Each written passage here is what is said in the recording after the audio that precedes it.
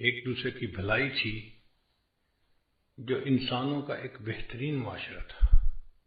ہر طرف امن کا دورہ تھا۔ یمن سے عورت چل کے مدینہ آتی تھی اور راستے میں 1 مہینہ تقریباً اس کو سفر میں لگتا تھا۔ نہ اس کو اپنی عزت کا خطرہ، نہ مال کا، نہ جان کا۔ اور وہ کہتی تھی کہ مجھے یوں لگتا ہے کہ مدینہ سے یمن، نبی اسلام نے ارشاد فرمایا الدین النصیحہ، دین سراسر خیر خواہی ہے۔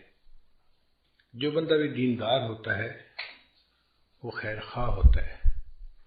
خیر خواہ کا مطلب دوسرے کا بھلا سوچنا، دوسروں کے بارے میں اچھا سوچنا۔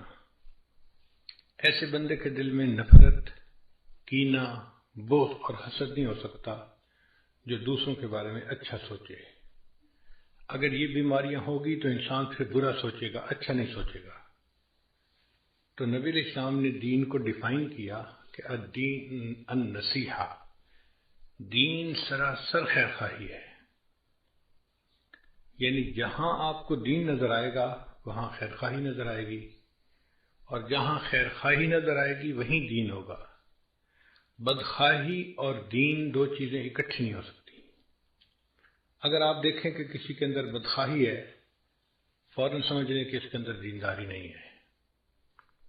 اور اگر آپ دیکھیں کہ کسی بندے کے اندر دین ہے، آپ سمجھ لیں یہ سب کا خیر خواہ ہوگا، ہر کسی کا خیر خواہ، اپنوں کا بھی، پرایوں کا بھی، دوست کا بھی خیر خواہ، حتیٰ کہ دشمن کا بھی خیر خواہ،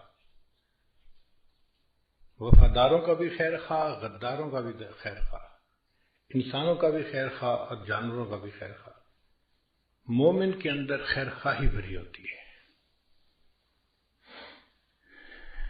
چنانچہ حضرت عثمان غنی اللہ عنہ نے ایک مرتبہ شام سے گندم امپورٹ کی، کئی 100 اونٹوں کا قافلہ ان کا پہنچا ایک ایسے وقت میں جبکہ مدینہ میں گندم کی شارٹیج تھی۔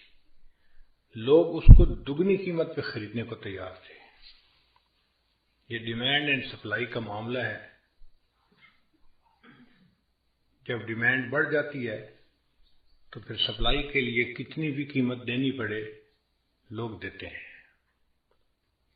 جب کئی 100 اونٹوں کا قافلہ مدینہ کے باہر پہنچا تو یہودی جو بڑے بڑے تاجر تھے وہ عثمان غنی اللہ عنہ کے پاس آئے اور کہنے لگے کہ ایسے ہے کہ آپ اپنا پورا سامان ہمیں ہول سیل پہ فروخت کر دیں، پھر آگے ہم تھوڑا تھوڑا کر کے بیچتے رہیں گے۔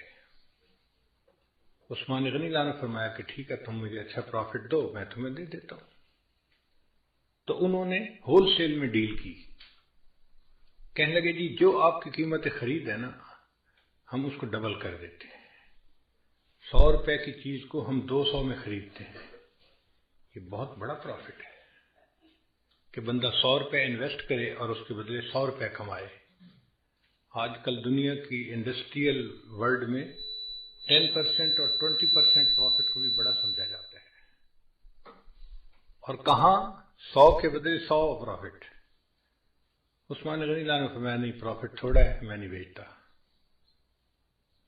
کچھ نے کہا کہ اچھا پھر ہم ایسے کرتے ہیں کہ ہم 100 کے بدلے آپ کو 300 دیتے ہیں۔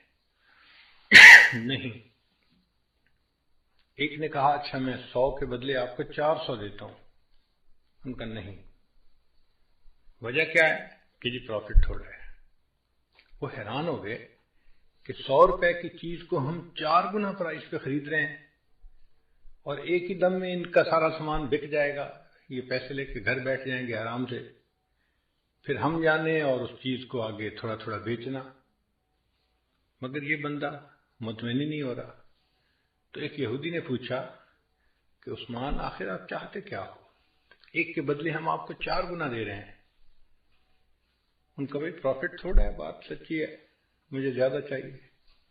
اچھا میں 5 گنا دے دیتا ہوں۔ نہیں یہ بھی تھوڑا ہے۔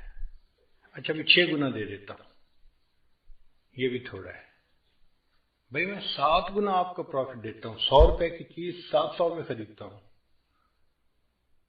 نہیں یہ بھی تھوڑا ہے۔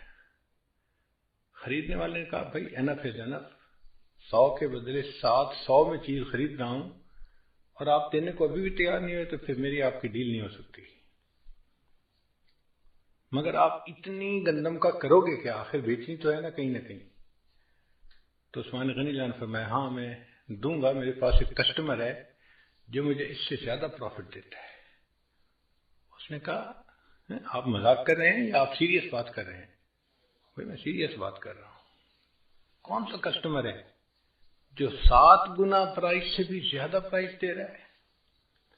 ان کا میرے پاس ایک کسٹمر ہے جو مجھے 70 گنا پرائس دے رہا ہے، 1 روپے کے بدلے 70 روپے مجھے دے رہا ہے۔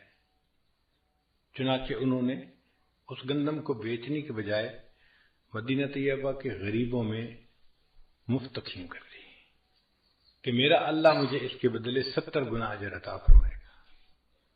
خیر خواہی کا ایسا جذبہ نبی علیہ السلام نے ان کے اندر بھرا تھا کہ 7 گنا پرائس پہ ان کا سامان بک رہا تھا، نہیں بیچا۔